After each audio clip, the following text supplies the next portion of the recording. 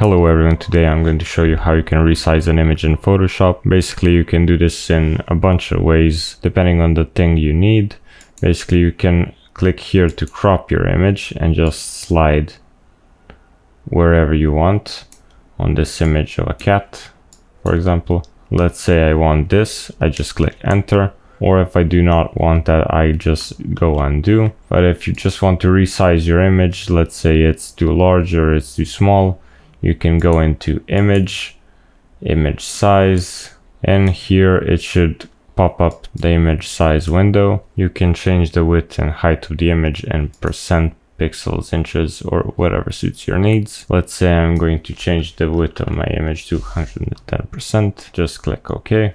And there you go, you just resized your image. Keep in mind, when you resize an image and make it bigger, you lose a little bit of quality in your image and can make it a little bit pixelated somewhere. But other than that, it should be okay. So if this video helped you in any way, please leave a like and thank you for watching.